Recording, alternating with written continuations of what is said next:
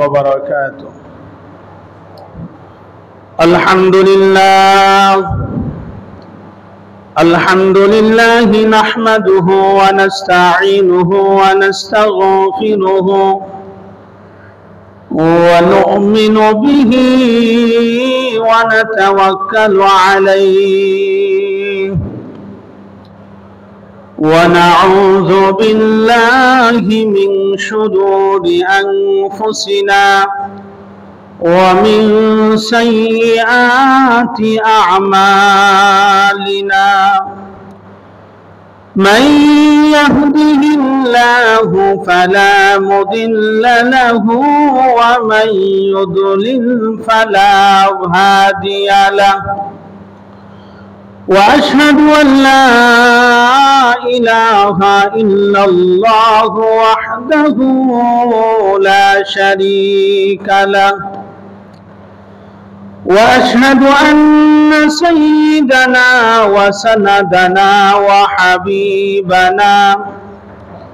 وحبيب ربنا ومولانا محمدا عبده ورسوله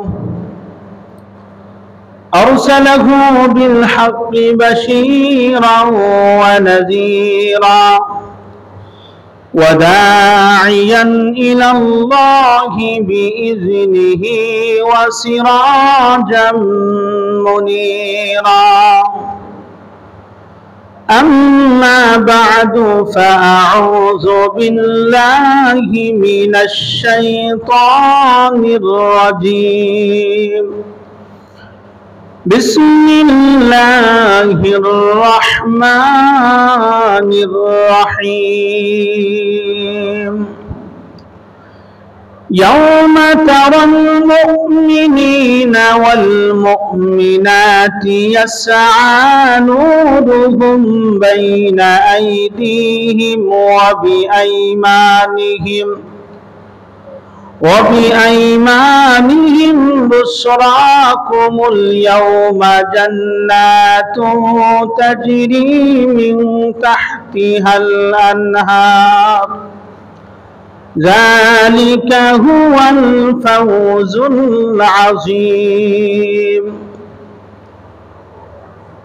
وقال رسول الله صلى الله عليه وسلم أول ما يحاسب به العبد يوم القيامة أو كما قال عليه الصلاة والسلام صلى الله على سيدنا ومولانا محمد وعلى آله وأصحابه وسلم صلى الله على سيدنا ومولانا محمد وعلى آله وأصحابه وسلم بلغ العلا بكماله كشف الدجى بجماله حسنت جميع خصاله صلوا عليه وآله لا إله إلا الله لا إله إلا الله لا إله إلا الله لا إله إلا الله لا إله إلا الله لا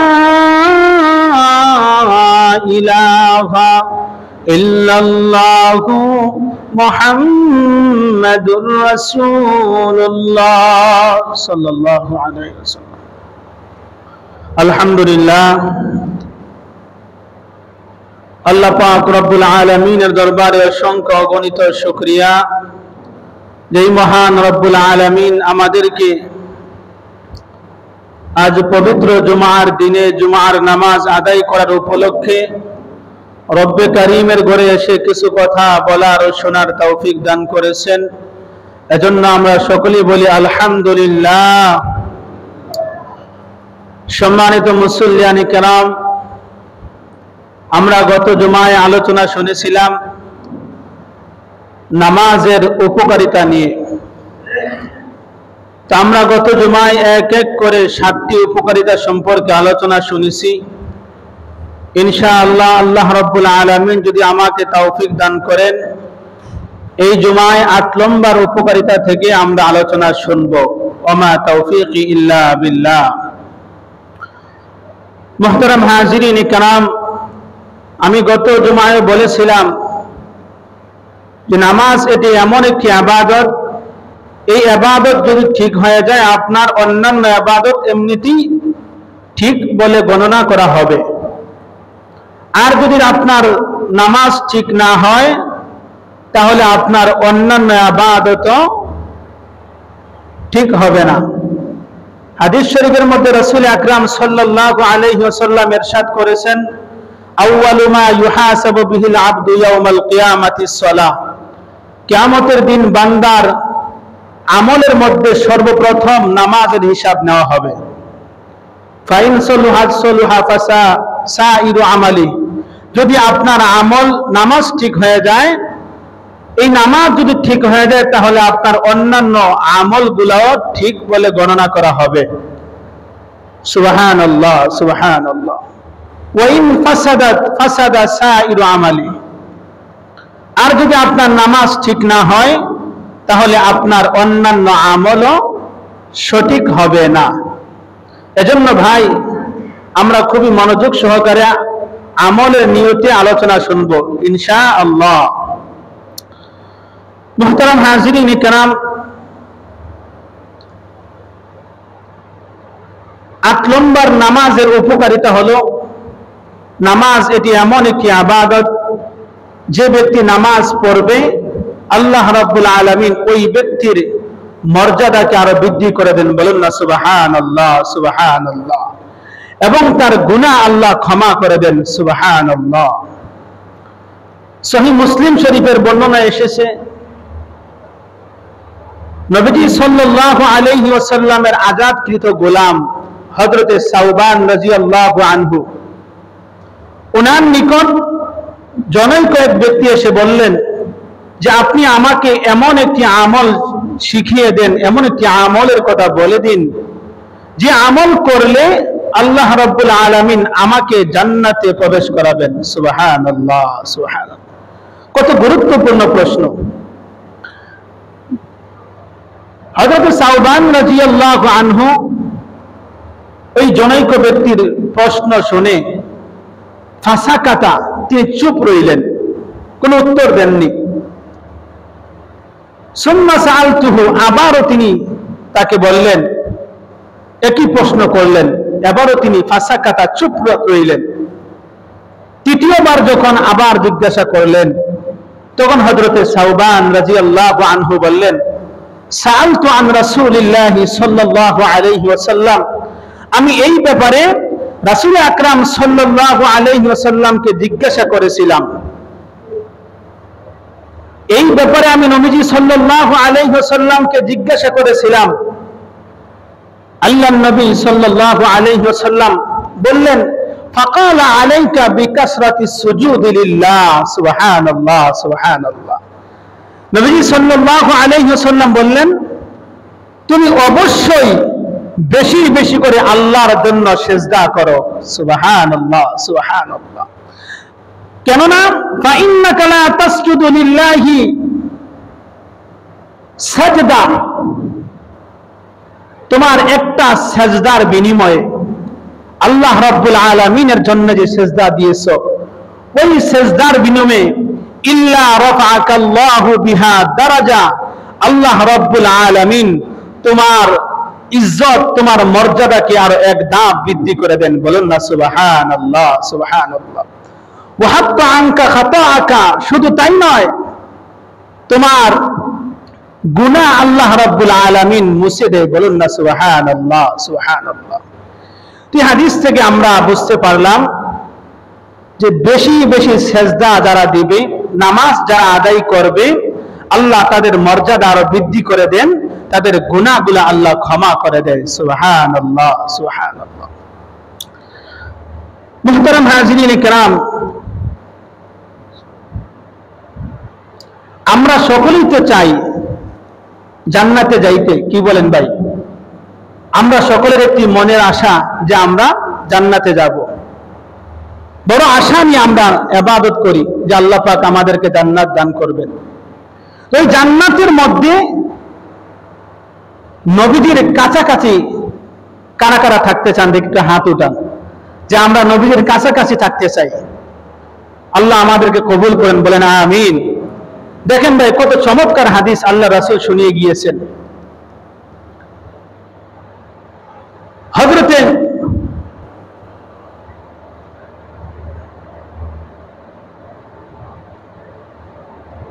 রাবিয়া ইবনে কাব আল আসলামী রাদিয়াল্লাহু আনহু থেকে হাদিস বর্ণিত।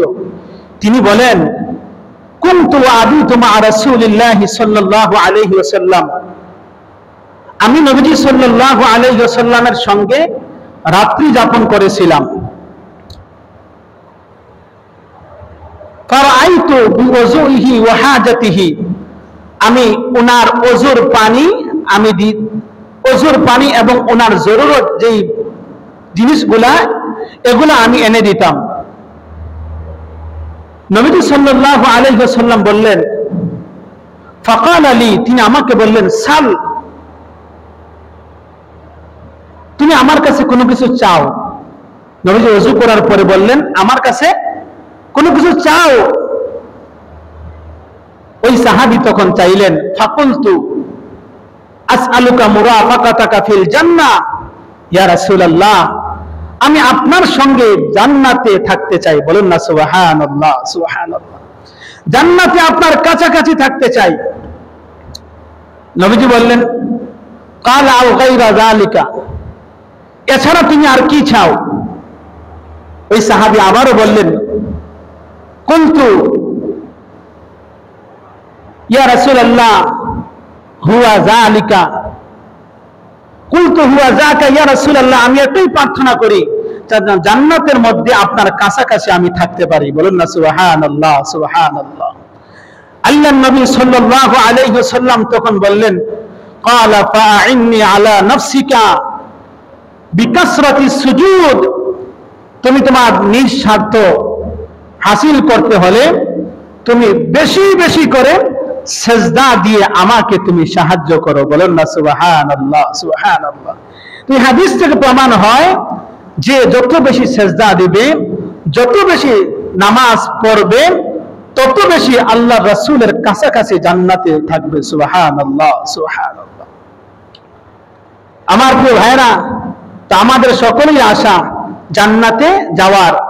নবীজি সাল্লাল্লাহু আলাইহি ওয়াসাল্লামের কাছাকাছি যদি আমরা জান্নাতে থাকতে পারি, তাহলে কেমন আনন্দ লাগবে ভাই। আর কাছাকাছি থাকতে হলে শুধু আশেকে রাসূলের পরিচয় দিলেই আপনি থাকতে পারবেন না। যে আমার অন্তরের মধ্যে নবীর মহব্বত আছে, নামাজের দারদারি নাই, নামাজ লাগবে না, আমার অন্তরের মধ্যে নবীজির মহব্বত আছে। নবীজির মহব্বত থাকলেই যে আপনি জান্নাতের মধ্যে নবীজির কাছাকাছি থাকবেন তা নয়। আল্লাহ রাসূল কি বলেন দেখেন, তুমি যদি আমার সঙ্গে জান্নাতে আমার কাছাকাছি থাকতে চাও, তাহলে অধিক পরিমাণে সেজদা দাও। সেজদা দাও মানে কি? নামাজ আদায় করো। এজন্য ভাই, আমরা 5 ওয়াক্ত নামাজ জামাতের সাথে আদায় করার আল্লাহ পাক যেন আমাদেরকে তৌফিক দান করেন। সকলে বলেন আমিন। দেখেন, আমরা অনেকে আমাদের মসজিদ থেকে অনেক দূরে অনেকের বাড়ি, হেঁটে আসি, আমরা হেঁটে হেঁটে আমরা মসজিদে চলে আসি। যারা হেঁটে হেঁটে মসজিদে আসে, তার প্রতিটা কদমে কদমে আল্লাহ রাব্বুল আলামিন নেকি দেয়। সুবহানাল্লাহ, সুবহানাল্লাহ। মুসলিম শরীফের বর্ণনা এসেছে, আল্লাহ রাসূল সাল্লাল্লাহু আলাইহি ওয়াসাল্লাম ইরশাদ করেছেন, মান তাতাহারা ফি বাইতিহি, মান তাতাহারা ফি বাইতিহি সুম্মা মাশা ইলা বাইতিন মিন বুয়ুতিল্লাহ, যেই ব্যক্তি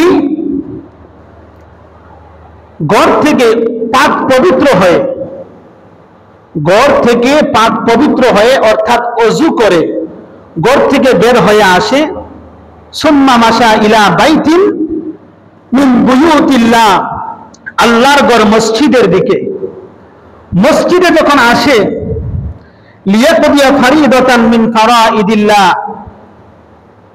ফরজ সালাত আদায় করার জন্য যেই ব্যক্তি ঘর থেকে ওযু করে মসজিদে চলে আসে, কানাত খাতওয়াতাহু, তার এই কদম, তার সে যে কদম ফেলে জমিনের মধ্যে, ওই কদম আল্লাহ রাব্বুল আলামিন যে পা ফেলে, ওই কদমটুকু আল্লাহ দুই ভাগ করে নিয়েছেন।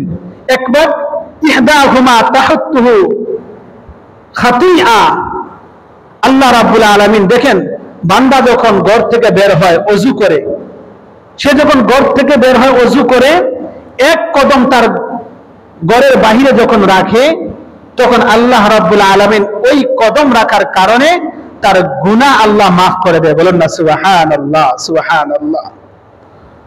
ওয়াল উখরা তানফাউ দারাজা, আবার যখন এই কদম, এক কদম তুলে আরেক কদম যখন জমিনে ফেলে, তখন আল্লাহ তার সম্মান, তার ইজ্জত আরো বৃদ্ধি করে দেয়। বলুন না সুবহানাল্লাহ, সুবহানাল্লাহ।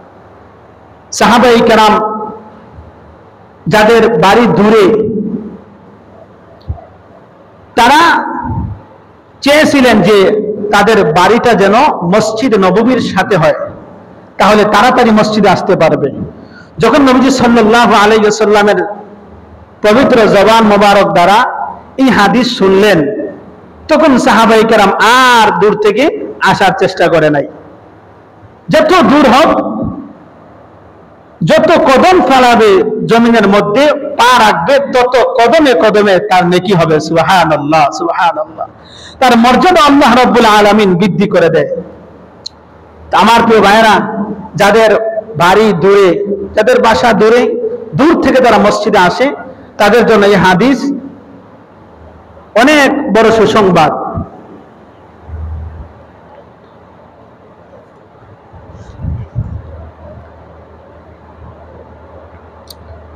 দেখেন 11 নম্বর নামাজের উপকারিতা। যে ব্যক্তি সকাল সন্ধ্যায় মান গাদা ইলাল মসজিদ ওয়া রাহা আ'আদাল্লাহু লাহু নুজুলাহু মিনাল জান্নাহ কুল্লামা আও গাদা আও রাহা, রাসূল আকরাম সাল্লাল্লাহু আলাইহি ওয়াসাল্লাম ইরশাদ করেন, যেই ব্যক্তি সকাল অথবা সন্ধ্যায় যতবার মসজিদের মধ্যে গমন করবে, আল্লাহর নবী বলেন ততবার জান্নাতের মধ্যে তার জন্য মেহমানদারির ব্যবস্থা করে রাখা হবে। বলেন না সুবহানাল্লাহ, সুবহানাল্লাহ। মান গাদা ইলাল মসজিদি ওয়া রাহা আ'আদাল্লাহু লাহু নুজুলাহু মিনাল জান্নাহ কুল্লামা গাদান আও রাহা, যতবার সে মসজিদে গমন করবে ততবার জান্নাতে তার জন্য মেহমানদারির ব্যবস্থা করে রাখা হবে। সুবহানাল্লাহ, সুবহানাল্লাহ। 12 নম্বর নামাজের উপকারিতা হলো, আমরা অনেকেই পেরেশানির মধ্যে যখন পড়ি, তখন এই জনের কাছে ও জনের কাছে ছুটাছুটি করি যে ভাই কি করতাম, হতাশা হয়ে যায়, হতাশা হয়ে যায়। অথচ কোরআনুল কারীমের মধ্যে আল্লাহ রাব্বুল আলামিন বলেন, তোমরা যখন কোনো সাহায্যের প্রয়োজন হয়, তখন তোমরা সালাতের মাধ্যমে ও ধৈর্যের মাধ্যমে আমার কাছে সাহায্য প্রার্থনা করো। ইয়া আইয়ুহাল্লাযীনা আমানুস্তাঈনু বিস-সাবরি ওয়াস-সালাহ, হে ঈমানদারগণ, তোমরা আমার কাছে সালাত ও ধৈর্যের মাধ্যমে সাহায্য প্রার্থনা করো। আমার প্রিয় ভাইরা, হাদিসের মধ্যে এসেছে সালাত আদায় করার পর, সালাত আদায় করার পর যে ব্যক্তি ওযু অবস্থায় মসজিদের মধ্যে অবস্থান করে, যে তার নামাজ শেষ, তাড়াহুড়া করে আর বাহির হচ্ছে না, আরেক নামাজের জন্য অপেক্ষা করতেছে, অথবা কিছুক্ষণ সময় সে মসজিদের মধ্যে বসে রয়েছে। এখন যদি আপনি বসে বসে যদি সুবহানাল্লাহ ওয়ালহামদুলিল্লাহ লা ইলাহা ইল্লাল্লাহু আল্লাহু আকবার এই তাসবিহগুলো যদি পড়েন, একবার আলহামদুলিল্লাহ বলার কারণে তামলাউল মিজান, আপনার মিজানের পাল্লা আল্লাহ ভরপুর করে দেয়। বলেন না সুবহানাল্লাহ সুবহানাল্লাহ। আর সুবহানাল্লাহ সুবহানাল্লাহ ওয়াল হামদুলিল্লাহ তামলাআনি আও তামলাউ মা বাইনাস সামাওয়াতি ওয়াল আরদ। সুবহানাল্লাহ ওয়াল হামদুলিল্লাহ আপনি পড়েন, তাহলে আসমান আর জমিনের মধ্যখানে যতটুকু ফাঁকা জায়গা রয়েছে ওই ফাঁকা জায়গাটুকু আল্লাহ নেকি দ্বারা ভরপুর করে দেয়। বলেন না সুবহানাল্লাহ সুবহানাল্লাহ। এখন আপনি দেখেন নামাজের মধ্যে আসছেন, নামাজ পড়ার পর আপনি কোনো তাসবিহ পড়তেছেন না, নীরব নিস্তব্ধ হয়ে আপনি বসে আছেন, অথবা আপনি অজু অবস্থায় জড়াইতেছেন, পেরেশানি করতেছেন। এই যে আপনি সামান্যটুকু মসজিদের মধ্যে সময়টুকু দিলেন, নবীজি সাল্লাল্লাহু আলাইহি ওয়াসাল্লাম ইরশাদ করেন, ওই ব্যক্তির জন্য ফেরেশতাগণ আল্লাহ রাব্বুল আলামিনের কাছে দুইটি দোয়া করে। বলুন না সুবহানাল্লাহ সুবহানাল্লাহ। এক নম্বরে ফেরেশতাগণ বলে, আল্লাহুম্মা, হায় আল্লাহ, আল্লাহুম্মা রহমহু, আয় রব্বুল আলামিন আপনি তার উপর রহমত নাজিল করেন, আপনার রহমতের চাদর দ্বারা তাকে আপনি বেষ্টন করলেন। বলুন না সুবহানাল্লাহ সুবহানাল্লাহ। আল্লাহুম্মা সাল্লি আলাইহি, আয় আল্লাহ আপনি তাকে শান্তি দান করেন। আল্লাহ আপনার এই বান্দাটা পেরেশানি হয়ে আপনার ঘর মসজিদের মধ্যে বসে আছে, আমরা ফেরেশতাগণ ফরিয়াদ করতেছি আপনার বান্দাকে আপনি শান্তি দান করেন। বলুন না সুবহানাল্লাহ সুবহানাল্লাহ। ফেরেশতা এই দুইটি দোয়া করতে থাকে। এক নম্বর হলো আল্লাহুম্মা সাল্লি আলাইহি, দুই নম্বরে আল্লাহুম্মা রহমহু, আয় আল্লাহ আপনি তার উপর শান্তি দান করেন। দুই নম্বর আপনার রহমতের চাদর দ্বারা তাকে বেষ্টন করে রাখেন। বলেন না সুবহানাল্লাহ সুবহানাল্লাহ। এই হলো ভাই 12 নম্বর নামাজের উপকারিতা। 13 নম্বর নামাজের উপকারিতা হলো নামাজের অপেক্ষা করলেও সওয়াব হয়। নামাজের অপেক্ষা যত করবেন তত আপনার আমল নামায় সওয়াব যাইতে থাকবে। যেমন ধরে নেন আপনি জোহরের নামাজ পড়তে আসছেন, এখন আপনার 1:20 মধ্যে আপনার সুন্নত শেষ হয়ে গিয়েছে, এখন 1:30টার সময় নামাজ আরম্ভ হবে, আপনি অপেক্ষা করতে পারতেছেন না, আপনার কষ্ট লাগতেছে, খালি তাড়াহুড়া করতেছেন, এমন আছে না অনেকে ভাই? অথবা দেখবেন যে ইমাম সাহেবের যদি 1 মিনিট বা 30 সেকেন্ড 40 সেকেন্ড দেরি হয়ে যায়, কিছু মুসল্লি দেখা যায় দাঁড়িয়ে যান। এটা করবেন না ভাই, এটা মাকরুহে তাহরিমি উলামায়ে কেরাম বলেছে, মাকরুহে তাহরিমি। ইমাম সাহেবের অপেক্ষা করবেন। যে সালাতের সময় হয়ে গিয়েছে, যদি দেখেন 10 মিনিট বা 10 সেকেন্ড 20 সেকেন্ড একটু পিছনে পড়ে গিয়েছে ইমাম সাহেব, আপনি বসে থাকবেন, ইমাম সাহেব জায়নামাজে যাওয়ার পর আপনি দাঁড়িয়ে যাইবেন। এটা জরুরি মাসালা, জানার দরকার ভাই। অনেককে দেখা যায় আবার খুতবার সময় যখন খতিব সাহেব খুতবা শেষ করে মিম্বরে থাকা অবস্থায় কিছু মুসল্লি দাঁড়িয়ে যান, এটাও নিষিদ্ধ ভাই। ইমাম সাহেব যখন ঘোষণা দিবে তখন আপনি দাঁড়াবেন। আবার কিছু ভাইদেরকে দেখা যায় কাতারের মধ্যে দাঁড়ানো অবস্থায় এইভাবে হাত বেঁধে দাঁড়ান, এমন আছে না ভাই? এটাও মাকরুহ, খুব খেয়াল করে রাখ। নামাজের মধ্যে দাঁড়াবেন, এভাবে হাত ছেড়ে আপনি দাঁড়াবেন। অনেককে দেখা যায় এইভাবে দাঁড়ায়, একামত চলতেছে আর সে হাত বেঁধে রাখছে। 3টা জরুরি মাসালা বললাম, এগুলো খুব স্মরণ রাখবেন। তাকবীরে তাহরিমার আগে আপনি হাত বাঁধবেন না, আপনার হাত যেন ছাড়া থাকে। নামাজের অপেক্ষা করলে সওয়াব পাওয়া যায়। দেখেন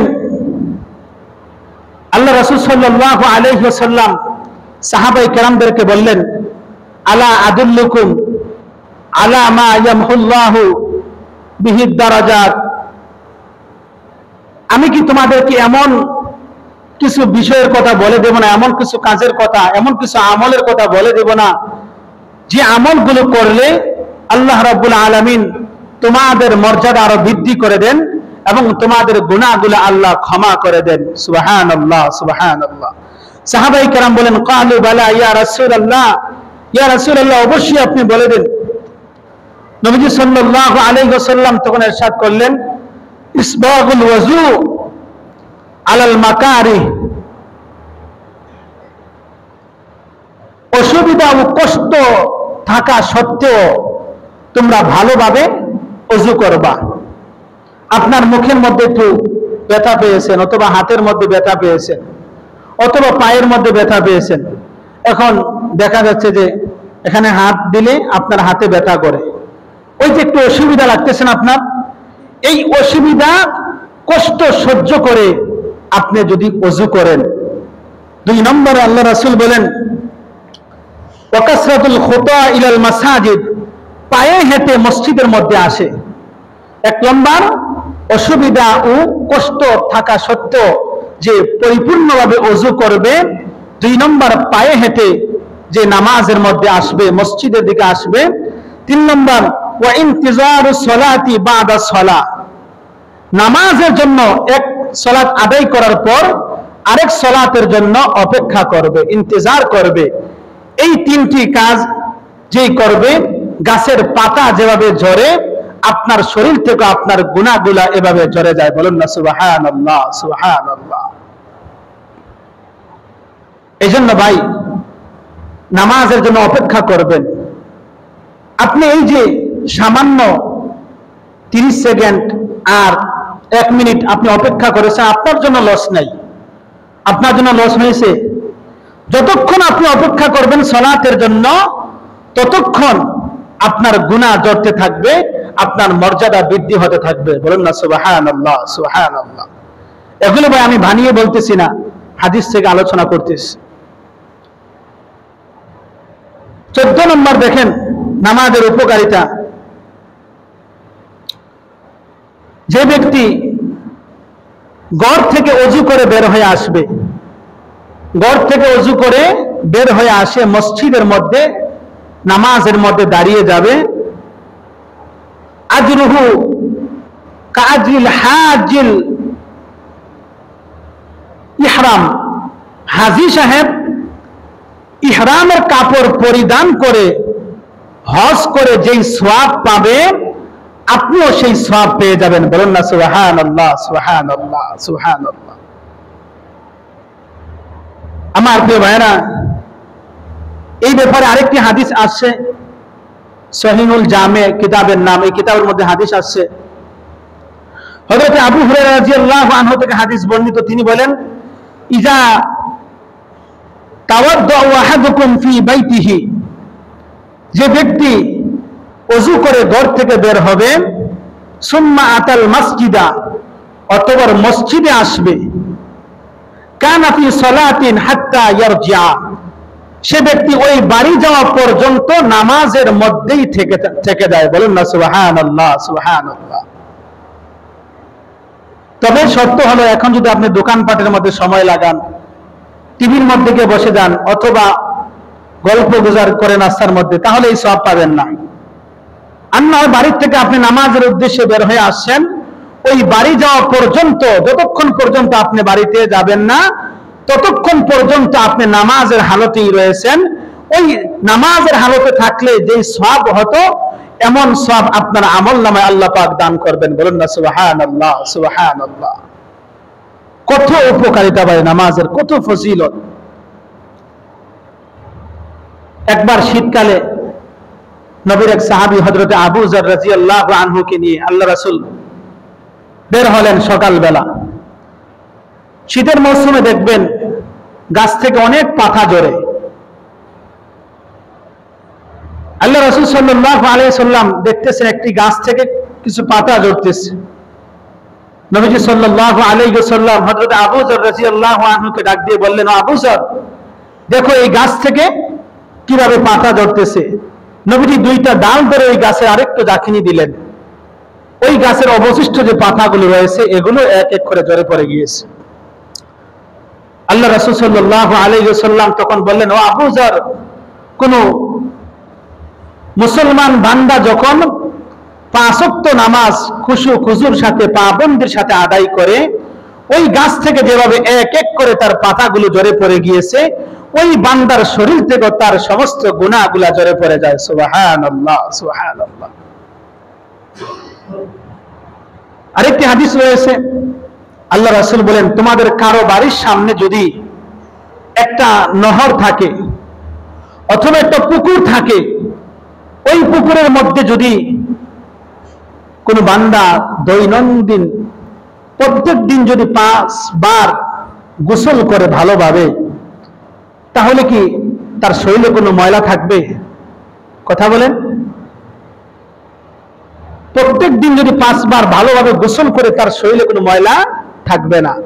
সাহাবায়ে কেরামদেরকে এই কথাটুকু আল্লাহ রাসূল জিজ্ঞাসা করলেন। আল্লাহ নবী বলেন, ক্বালু লা ইয়াবকা, সাহাবায়ে কেরাম বলেন, ক্বালু লা ইয়াবকা ইয়া রাসূলুল্লাহ, তার শরীরের মধ্যে তো কোনো ময়লা থাকার প্রশ্নই আসে না। আল্লাহ রাসূল বলেন, ঠিক তদ্রূপ ভাবে যদি কোনো বান্দা 5 ওয়াক্ত নামাজ নিয়মিতভাবে আদায় করে, ওই ব্যক্তির মতো যেই ব্যক্তি 5 বার গোসল করার কারণে তার শরীরে কোনো ময়লা থাকে না, ওই 5 ওয়াক্ত নামাজের শরীরের মধ্যে কোনো গুনাহ থাকবে না। সুবহানাল্লাহ, সুবহানাল্লাহ। মুহতারাম হাজরিন কিরাম, 15 নম্বর নামাজের উপকারিতা। আল্লাহর নবীর সাহাবী হযরতে আব্দুল্লাহ বিন আমর রাদিয়াল্লাহু আনহু থেকে হাদিস বর্ণিত, তিনি বলেন, আমরা রাসূল করিম সাল্লাল্লাহু আলাইহি ওয়াসাল্লামের সঙ্গে মাগরিবের সালাতটুকু আদায় করেছিলাম। মাগরিবের সালাতটুকু আদায় করার পর যার ইচ্ছা সে চলে গেলেন, আর যার মন চায় সে মসজিদে থেকে গেলেন। কিছুক্ষণের ভিতরে আল্লাহ রাসূল সাল্লাল্লাহু আলাইহি ওয়াসাল্লাম দৌড়িয়ে মসজিদের মধ্যে আসলেন। এত